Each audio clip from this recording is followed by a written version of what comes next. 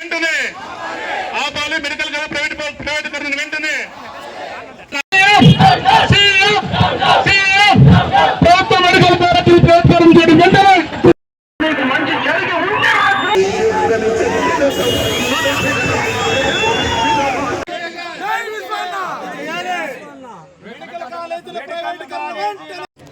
జై జగన్ జై జగన్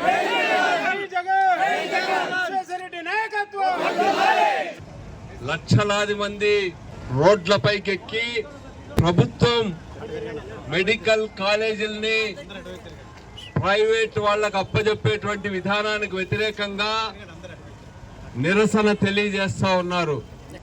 ఎందుకంటే ఈ ప్రభుత్వం ఆ రోజు మనం మెడికల్ కాలేజీలు నడపడానికి ఏదో 5,000, 15,000, 20,000 ఫీజు పెడితే మేమొస్తే మెరిట్ ఆధారంగా ఉచితంగా కాలేజీలు ప్రజలకు అందుబాటులోకి తెస్తామని చెప్పి పురంధరేశ్వరి గారు చెప్పారు, చంద్రబాబు నాయుడు గారు చెప్పారు, లోకేష్ గారు చెప్పారు, పవన్ కళ్యాణ్ గారు చెప్పారు. మళ్ళీ ఈరోజు సిగ్గు విడిచి ఓట్లు వేయించుకున్న తర్వాత వాటన్నిటినీ ప్రైవేట్ వాళ్ళకి ఎట్లా అప్పచెప్తామని చెప్పి ఈ రాష్ట్ర ప్రజానీకం ఈరోజు నిలదీస్తా ఉన్నారు. ప్రభుత్వం ఇప్పటికైనా ప్రజాభిప్రాయాన్ని గౌరవించి కోట్లాది మంది ప్రజలు సంతకాల ద్వారా తాము తెలుపుతున్నటువంటి నిరసనను అర్థం చేసుకొని ప్రభుత్వ రంగంలోనే మెడికల్ కాలేజీలు నడపాలని చెప్పి చెప్తున్నాం.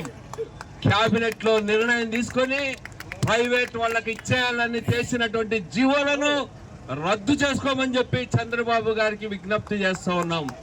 సంపద సృష్టిస్తాం, రాష్ట్రంలో ఉద్యోగాలు కల్పిస్తాం, రాష్ట్రంలో అభివృద్ధి చేస్తామని అధికారంలోకి వచ్చిన మీరు ఏం చేస్తా ఉన్నారు? అధికారంలోకి వచ్చిన ఈ 16 నెలల్లో 2.5 లక్షల కోట్ల రూపాయలు అప్పు చేశాడు. మా ఆర్థిక మంత్రి ఇంత జంపు ఇంత పొడవు అని చెప్తా ఉంటారు. ఈ నియోజకవర్గంలో కూడా చాలా మంది మీ ఆర్థిక మంత్రి కేశవ్ చేస్తున్నది ఏమంటే అడుక్కు తిని అప్పులు చేస్తా ఉన్నాడు. 2.5 లక్షల కోట్ల రూపాయలు అప్పు చేశాడు.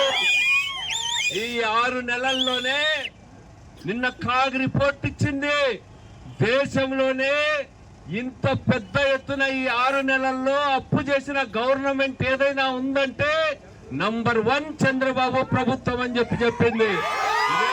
ఆర్థిక మంత్రి గారు మీరు చేస్తున్నది అప్పులు తీసుకురావడమే మీ గొప్పతనమా అని చెప్పి నేను అడుగుతా ఉన్నా. ఎవడు తీర్చాలి ఈ అప్పులన్నీ కూడా అని నేను అడుగుతా ఉన్నా. పోనీ ఏమైనా రైతులకు భరోసా ఇచ్చారా? ఇన్పుట్ సబ్సిడీ ఇచ్చారా? Insurance premium కట్టినారా?